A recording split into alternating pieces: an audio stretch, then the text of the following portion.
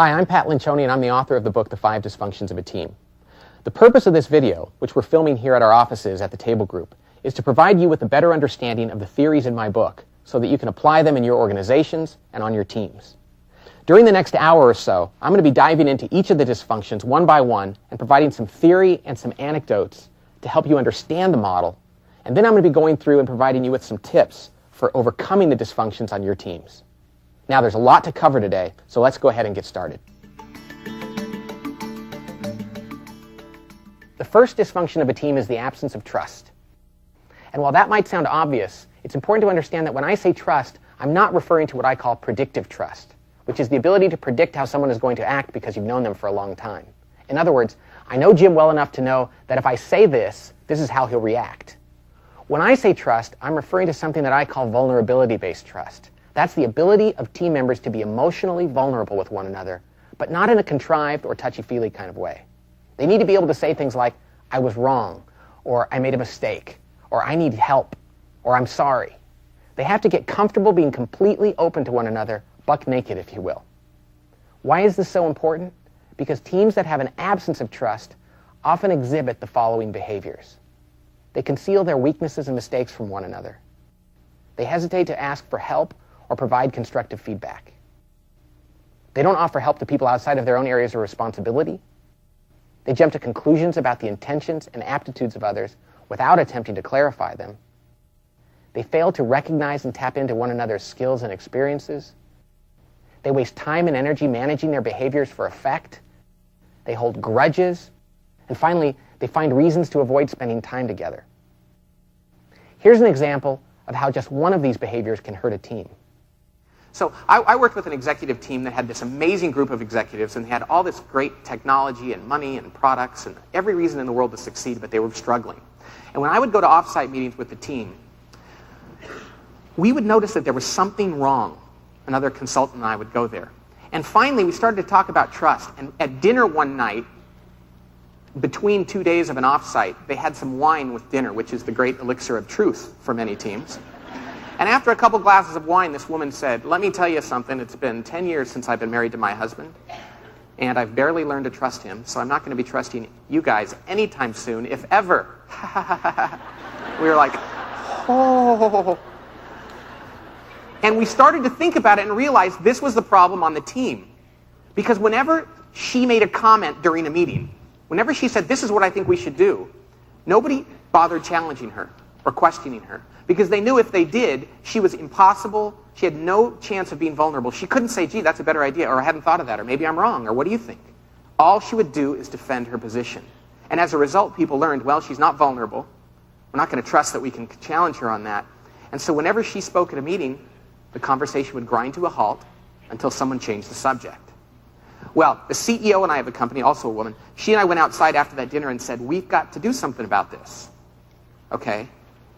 But you got to be caring about people when you've realized they might have this institutional trust problem. So we had to work with her and try to get her to open up and help her realize why trust was such an important part on the team. And how if she were to open up and admit when she was wrong and seek out other people's advice, she wouldn't lose, she would gain credibility, she'd gain strength. She couldn't do it, and after a number of months, she had to be managed out of the team. It was amazing to see the team perform during the first meeting after she was gone. The message I want to tell you today is this. If just one member of a team can't be trusted or can't trust others through vulnerability, not can't be trusted because they're unethical, can't open up and be vulnerable, the entire team suffers. Often when we see a lack of vulnerability, it starts with the leader. Let's listen to a quick story about a leader who struggled with vulnerability and the impact it had on his team. I once worked with an executive, a fairly famous executive. You've probably heard of the guy. He's no longer at the company he was at when I worked with him because they had such a trust problem on their executive team. And even though business magazines will write that the company struggled because of some strategic error they made or a decision they made, the truth of the matter is the reason why the company struggled was because they had no trust on the executive level. And here's why. Here's an example of why. It started with the leader. I was working with the head of human resources at this company, and we convinced this CEO that he needed to do 360 feedback because people had a lot to say. They weren't saying it to him. So he said, sure, I'll do it. So they did 360-degree feedback, and then a couple months went by, and he still hadn't shared his results with them. So the head of human resources convinced this guy, it's time for you to go over the results with your team. He said, okay. And then he reluctantly allowed me to come as an outside consultant. So he stood up in front of the team, and he opened up his results, and he said, okay, it says here that my weakest areas are, first of all, it says I don't listen very well. Gee, I thought I was a pretty good listener. What do you guys think? And to a person, this is the truth, to a person they went around the table and, oh yeah, I think you're a good listener. Yeah, I do too. Oh yeah, you're a really good listener. Yeah, you are. True story, I'm not making it up. He's like, yeah, that's what I thought too. Okay, good. I promise you, I'm not making this up. Next one, it says here that I could afford to give more praise. I thought I'd gotten better at that. What do you guys think? Yeah, I think you've gotten really good at it. Yeah, me too, me too, me too. They went around the table. He's like, okay, good. So I was sitting in the back of the room going, okay, moment of truth for me. Here's where I lose a client. And so I rolled my chair up to the conference table. Eek, eek. I was like, excuse me, but you guys here in this room, you're the only people who filled this out. So, I mean, somebody wrote this stuff down. It was kind of quiet. Then the head of marketing bravely raised his hand and said, well, I'll admit it. I think that you could praise me more and my team. We feel like we never hear anything unless we've screwed up. Very uncomfortable.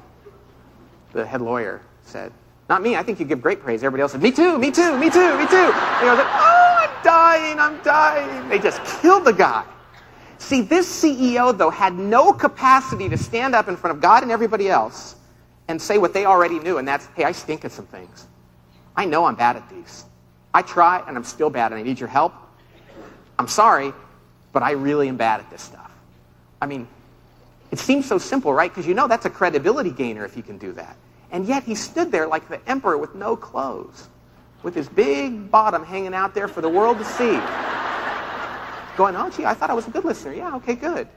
If the leader of a team can't be vulnerable, then the people who work for that leader certainly won't be vulnerable, and trust is going to suffer. Now, why is that so important? Because without trust, a team is definitely going to succumb to the next dysfunction. Okay, the second dysfunction of a team is a fear of conflict. Team members who don't trust one another are not going to feel comfortable engaging in unfiltered, passionate debate around issues and decisions. Instead, they're going to hold back their opinions, choose their battles, take everything offline, and strive for something I like to call artificial harmony. Now, as a result, they're going to experience many of the telltale signs of a team that lacks conflict. What does that look like? Well, teams that lack conflict have boring meetings. They create environments where back-channel politics and personal attacks thrive. They ignore controversial topics that are critical to the team's success. They fail to tap into all the opinions and perspectives of team members. And they waste their time and energy with posturing and with managing interpersonal risk. Now, as important as conflict is, it's worthwhile to understand that it looks different from company to company and culture to culture. Let's take a look at a video clip that explains this. The companies in the US, just to talk about big companies, that are best at conflict are Intel, Microsoft, and GE. Now, I don't know if you know a lot about business, and I don't read the Wall Street Journal for fun. You know, I have a life and kids and all that other kind of stuff too. But one of the things I can tell you is those are three outstanding companies, and it's no accident that they're outstanding because they love conflict. You know why? Because they don't waste a lot of time on things that don't matter. I once worked with a guy, he was a client of mine, and he worked directly for Andy Grove, the former chairman and CEO of Intel. Kind of a famous kind of guy. And this guy talked about giving a presentation one day where he was talking, and Andy Grove interrupted him and said, no, this is a terrible presentation. After 5 minutes, you might want to stop right now and come back tomorrow with a better story, because so far this is really bad. And the guy didn't complain when he told this to me. He was bragging about it. He said that was the culture they had. They could call each other on things. Now, I don't recommend that particular culture to every company I work with. But the point of the matter is they didn't mince their words because they trusted one another and they understood what their culture of conflict is. But I love working with companies on the East Coast and the West Coast and seeing the difference in conflict culture. You know, and there was a cartoon years ago that I saw that really depicted this well. It had a guy in Los Angeles, and he's on the street and he says to somebody, "Good morning." And the bubble shows what he's really thinking, and it says, in effect, "Screw you." And then it shows the guy in New York, and he's like, "Screw you," and the bubble says, "Good morning." You know? And it's so true. I'll work with an executive team in New York, and they're screaming and shouting and calling each other names, and then they're like, "All right, let's go have a beer." And then there'll be people in Los Angeles or in San Francisco, high-tech companies, and they're like, I don't like the color of your brochure, and they're like panicking. Now, it doesn't really matter what your conflict style is, whether you're New York or LA or somewhere in the middle. What does matter is this: are members of your team holding back? You need to make sure that everyone is comfortable weighing in and sharing their opinions without reservation. Now let's talk about overcoming the fear of conflict. But first, let's remember two things. First, we're talking about productive ideological conflict, not personal conflict. And second, all of this is predicated on trust. People who do not trust one another, who aren't comfortable being vulnerable with one another, are not going to be engaging in conflict with one another. Okay, we need to help them understand that there's a big difference between productive, constructive conflict and negative personal attacks. In fact, there's a wide continuum. What I find is that if this is the continuum of conflict, and over here is very little conflict or artificial harmony, and over here is brutal, mean-spirited personal attacks, as you work your way down the line, you get to a point where it crosses over from constructive to destructive conflict. The place we want to be on this continuum is right here, right at the point where we're having all the constructive conflict possible without crossing over the line into the other side. Now, in order to do that, though, occasionally we are going to cross over. The key to a great team is that when that happens, they know how to make up from it. They know how to recover. And each time they recover, just like in a marriage or any other relationship, the team becomes stronger. So we can't always avoid a little bit of personal conflict, but we also can't avoid or be scared to go close to that line. Okay, now the role of the leader is critical when it comes to conflict as well. Too often times a leader will think, well, this is just a waste of time. We can make a decision faster. And what we have to remember again is we're not going to get commitment without conflict. But beyond that, leaders have to become miners of conflict. They have to look for unearthed conflict in a team, and they have to drag it and put it onto the table and make people deal with it. In my experience, every time that happens, people are glad and relieved that the issue has finally been dealt with. Finally, when people first start this process of engaging in conflict, it's going to be discomforting. And what a leader has to do is to do something I call real-time permission. Real-time permission. And that is once they engage in that conflict and they're starting to go at it, they're starting to say, well, I just don't think this, and I just don't think this. Do something that seems counterintuitive. Interrupt them and say, just a second, you guys. This, what you're doing right now, this is exactly what we agreed we need to do. This is good. So keep going.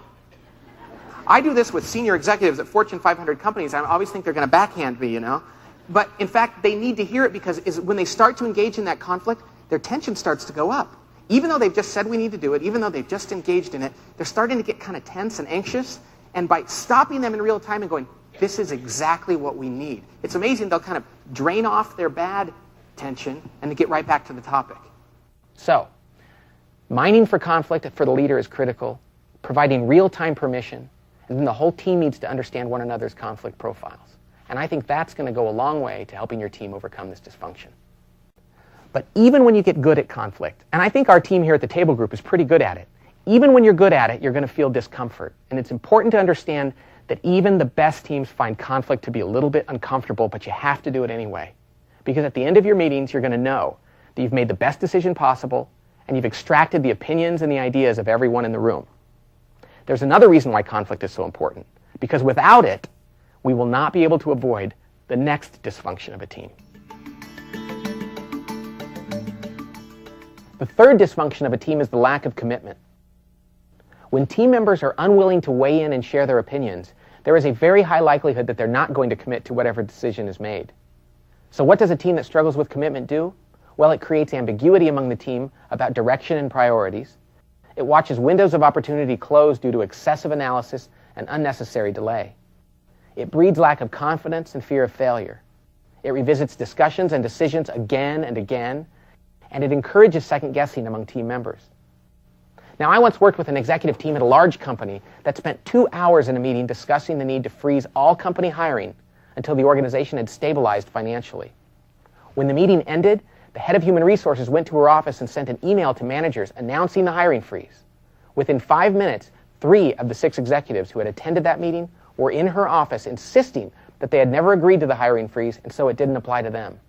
And that's because they didn't engage in conflict. And that's why conflict plays such a huge role in commitment. You see, human beings must weigh in on a topic if they're going to actually buy into it. But the thing is, human beings are also more reasonable than we understand.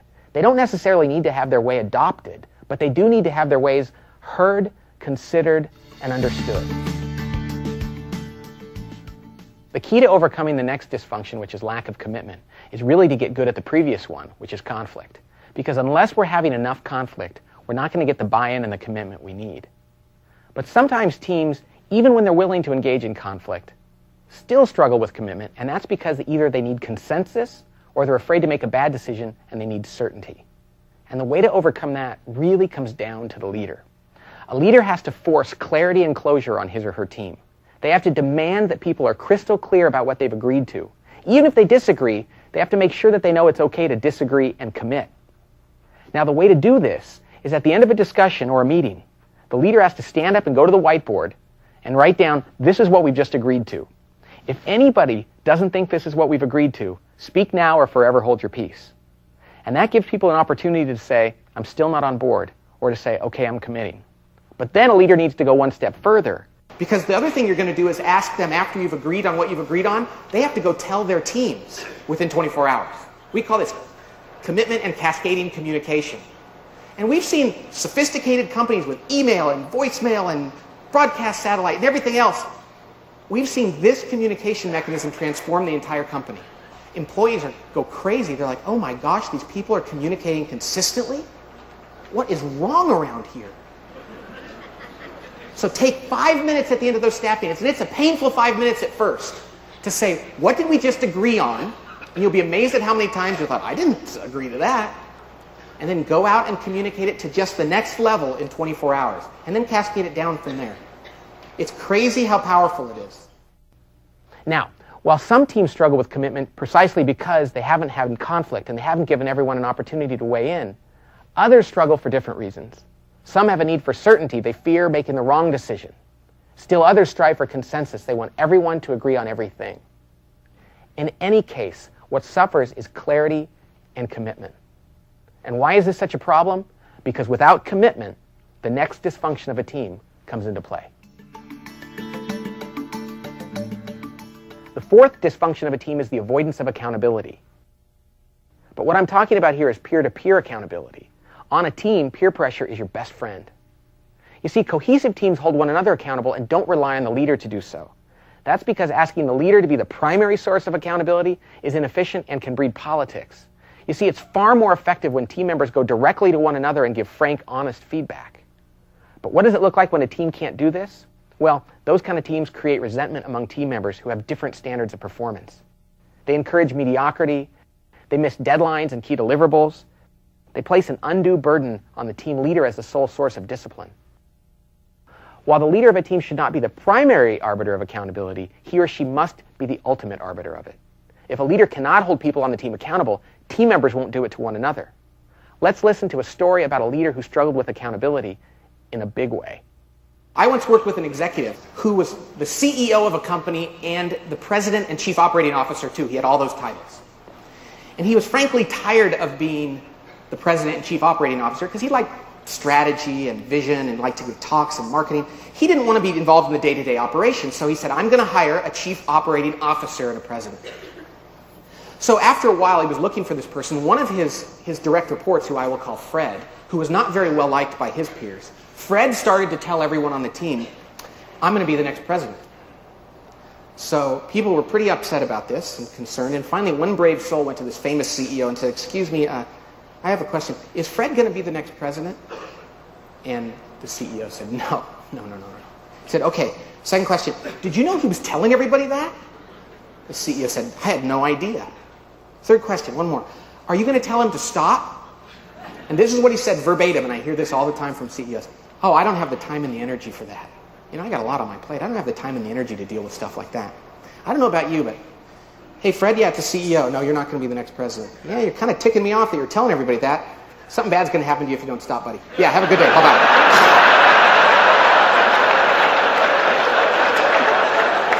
What was that, like 8 seconds?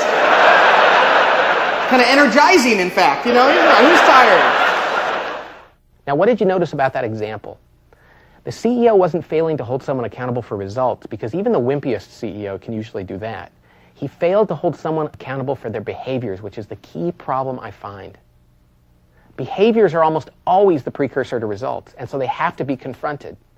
But confronting our peers on behaviors is not an easy thing to do, and nor will it ever be. Still, it's critical that team members be able to do this if they want their teams to be truly cohesive. Now, I'm often asked about the difference between conflict and accountability because they are kind of similar. The key difference is this. Accountability is about confronting people about their execution against current plans that have already been agreed upon, and it's not emotional. While conflict is a much more emotional activity in the moment, and it's one that happens in the course of making decisions in the first place. Finally, another key lever for accountability is that during meetings, team members need to know what their peers are working on. Why? Even if there's not dependency there or interdependency, team members need to be aware of what's being done so that they can comment on those things and confront people when they're not performing. But when team members are in the dark about what their peers are working on, you can't really expect them to confront one another and to provide constructive, helpful advice. Here's how I like to think about the difference between conflict and accountability as a parent. So someday, and I'm dreading this day, like 11 years from now, they're going to be driving, because they're 5 years old, and they're going to come home from a date at 10:30, and the curfew is going to be 10 o'clock. And I'm going to meet them at the door, and we're going to have it out, because that's how I am. Where have you been? Did you hear 10 o'clock? What do you think? You're just ignoring me? And they're going to say, Dad, it's unfair, blah, blah, all this stuff, and we'll have it out. And then so we'll have the conflict. And then at the end, they're going to say, so am I grounded? And I'll go, nah, get out of here.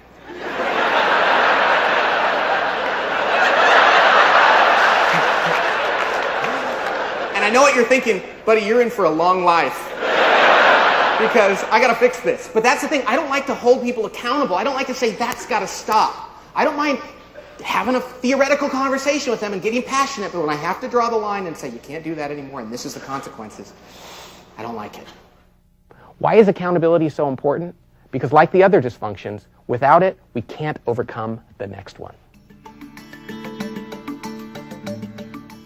The fifth and final dysfunction of a team is inattention to results. Now, you may be wondering, what else would team members be focused on? Well, it could be anything from their own department to their career, their status, or their ego. And the only way a team can be certain it will remain focused on collective results is to ensure that team members are holding one another accountable for what they need to be doing. So what happens when a team fails to focus on results? Well, the following. They rarely defeat their competitors. They lose achievement-oriented employees. They encourage team members to focus on their own careers and individual goals. They become easily distracted. They stagnate, and they fail to grow. Truly cohesive teams focus obsessively on the results of their team and of the entire organization. Almost nothing else matters. They're intolerant of actions and behaviors that serve the interest of individuals, but that don't promote the common good of the team. As a result, team members are willing to make sacrifices in the organizations they run in order to drive the collective results of their team. Now, one incredible example of a team member focusing on something other than collective results comes from the world of sports. His name is Scottie Pippen. Let's take a look at this clip. Scottie Pippen is coming back to Chicago, am I right? Right. Years ago, when Michael Jordan retired the first of 3 times, what people often don't realize in retrospect was that the Bulls were still probably the best team in the NBA, right? I mean, and I don't want to go through the players. I could, but I'm not going to. But they had this amazing group of players. Pippen was now their leader and their star. And they had Phil Jackson as a coach and everything else. Well, at one point in the playoffs that year, you remember this, they were playing the Knicks, and I think there was 10 seconds left to go in the game, and they were tied. Phil Jackson, the coach, called the team over, Pippen, the leader, and all the players, and said, here's the play, and designed a play. And the ball was going to actually go to Tony Kukoc to take the last shot. You remember, what did Pippen do? Sat on the bench, refused to go on the court. You know, and the announcers were like, did he foul out? They were looking at their sheet. Did he get hurt? I didn't see him get hurt. No, he sat out. He said, if I don't get to take the last shot, then I'm not going out there. And you know, what a beautiful thing for him to do. I wish every executive team I worked with had the audacity for a person on the team to say, hey, it's not about the team, it's about me. I mean, it was so clear. I mean, it's like most times they hide it. But he was like, no, really, I don't want to play. I don't care if we win. I mean, it's about me. Kukoc made the shot and they won the game, but that's irrelevant. The point is, The point is we have to ask ourselves on our teams, is it about the results we're trying to achieve, or is it about how we feel about ourselves or how our own career is developing? As this story illustrates, it's critical for a team to know that all members are focused on the collective results of the group and not on their individual or personal goals. Okay, the final comment I'd like to make regarding this dysfunction is an important one. It's something I call team number one. Many of us sit on two teams, the one we lead and the one we're a member of. The question that all of us need to ask ourselves is this: which of those teams is our first priority? Now, this is a tough question. If we're being honest, for many of us, the team we lead is more important. After all, these are the people we hired, the people we spend most of our time with, the people we feel responsible for. They might even be the people we enjoy more. And so with the best of intentions, we prioritize them ahead of the team that we're a member of. But to be truly effective, team members must prioritize the needs of the team that they're a member of over the needs of the team that they manage.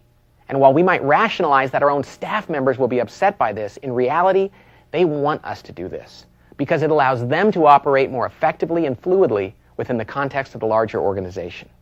And that's how our employees sometimes feel. They want nothing more than to know that we're working effectively with our peers so that the direction they receive down below is clear and aligned with others in the organization. The big point here is this: the quality of the teams we lead will be severely constrained by the dysfunctions of the teams that we're a member of. Our employees want us to eliminate politics and confusion because they'll ultimately have to deal with that politics and confusion anyway. Let's take a look at how all these dysfunctions fit together. The foundation of teamwork is trust. Teams that trust one another and are comfortable being vulnerable with one another are capable of engaging in productive ideological conflict. As a result, those team members are then able to fully commit to the decisions they make, knowing that everyone has weighed in and that the decision is based on full disclosure and input. Because of that commitment, team members then will be willing to hold one another accountable, knowing that their peers bought into the decision and agreed to support it. Finally, because team members are holding one another accountable for both behaviors and deliverables, they'll have confidence that the team will not be thrown off by extraneous and distracting individual pursuits.